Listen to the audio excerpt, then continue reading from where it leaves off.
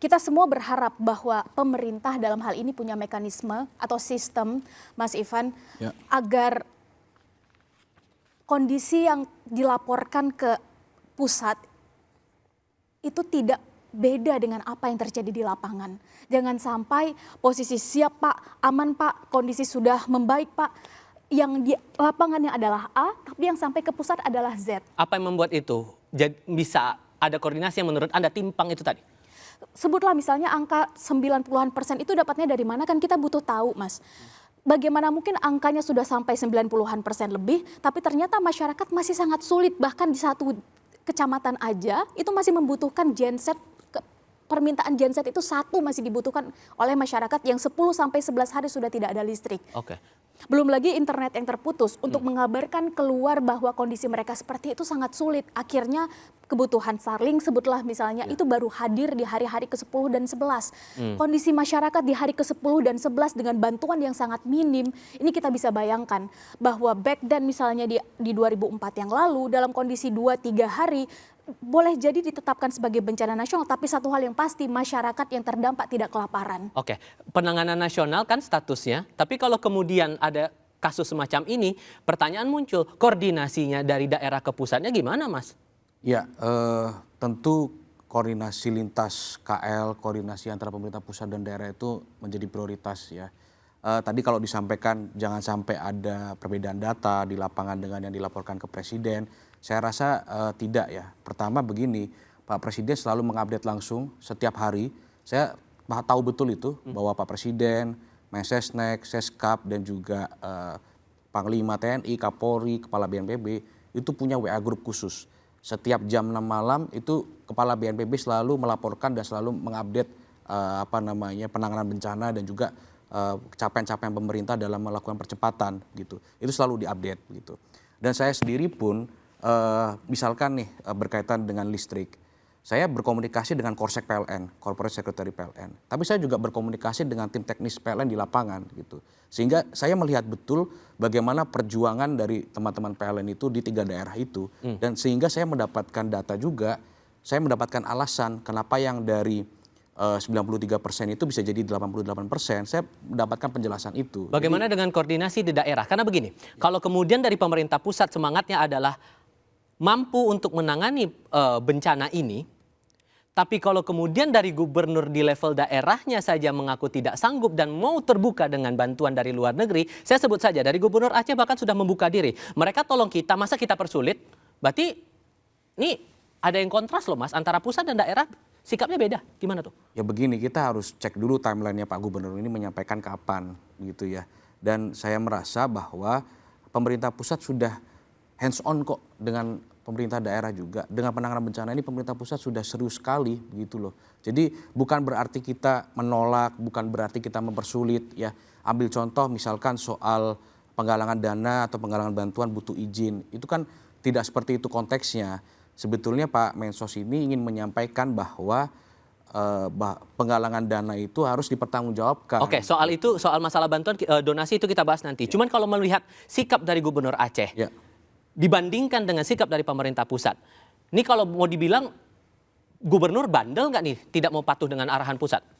Ya tidak bandel lah. Saya rasa Pak Gubernur Aceh juga solider kok dengan pemerintah pusat. Kita satu nada kok. Buktinya waktu rapat terbatas di Aceh, Pak Gubernur Aceh juga mendukung Pak Presiden. Pak Gubernur Aceh menyampaikan hambatan, tantangan, kendala yang dialami oleh Provinsi Aceh. Tapi Pak Presiden juga memberikan jaminan, Pak Presiden menyampaikan kepada Pak Gubernur bahwa saya ini hadir di Aceh untuk yang kedua kalinya bahkan. Itu artinya saya menunjukkan keseriusan begitu. Apalagi besok Pak Presiden rencananya akan hadir lagi ke Aceh. Kalau di level daerah saja begitu. Mas Ivan, kalau di level daerah saja mau membuka diri, ya mending sekalian dari pusat juga membuka diri dengan bantuan dari luar negeri kalau begitu. Ya kan begini, mengenai status tanggap darurat ini kan ada tingkatannya Mas. Kabupaten kota sudah tidak sanggup sehingga terbitlah status tanggap darurat provinsi. Nah, status tanggap darurat provinsi di 3 provinsi ini pun kan akhirnya sudah diperpanjang 14 hari lagi gitu loh. Nah, kita tentu selalu mengevaluasi setiap hari. Pemerintah pusat itu selalu mendengarkan laporan, selalu mengupdate, selalu mereview, selalu mengkaji begitu loh. Artinya kalau status tanggap darurat provinsi ini masih berlaku, pemerintah pusat juga terus berupaya beroptimal gitu. Saya rasa kita harus melihat secara objektif bahwa pemerintah ini tidak diam, pemerintah ini tidak buta, tidak tuli, pemerintah ini hadir begitu loh. Pemerintah bahkan ingin memastikan kita itu selalu hadir dan membersamai para korban terdampak bencana begitu. Ini udah 3 minggu bencananya, masih ada yang belum dapat akses bantuan, mau ke sana pun juga akses masih terputus. Kalau akhirnya gubernur mau membuka diri, gimana kalau begitu? Ya, ini saya ambil contoh di Aceh ya. Pemerintah itu sudah melakukan perbaikan.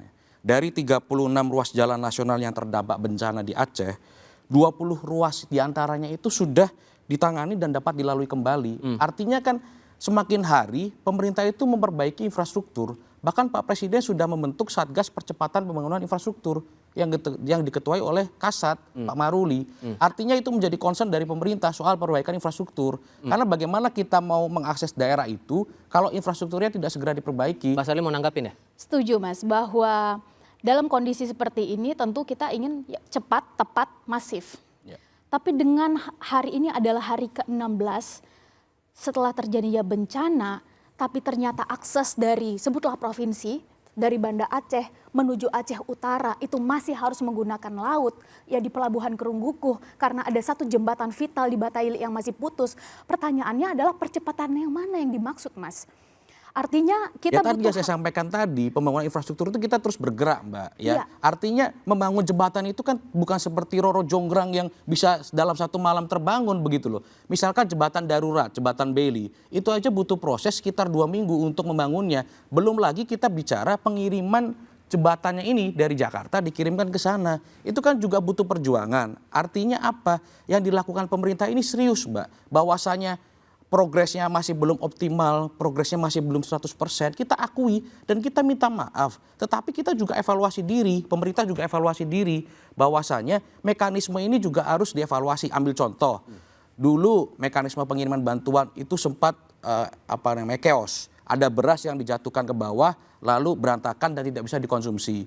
Akhirnya pemerintah mengevaluasi mekanisme itu dengan menggunakan box-box yang diberi baling-baling. Sehingga ketika diturunkan itu tidak langsung jatuh. Diganti dengan parasut. Lalu barang-barang itu jatuh dengan baik dan bisa diterima oleh masyarakat. Ini kan bagian dari pemerintah terus memperbaiki diri, memperbaiki sistem. Nah, begitu. Di tengah diskursus soal bantuan asing ini perlu atau tidak, saat korban bencana Sumatera juga masih membutuhkan bantuan segera, Menteri Sosial mengingatkan kepatuhan terhadap aturan izin penggalangan dana.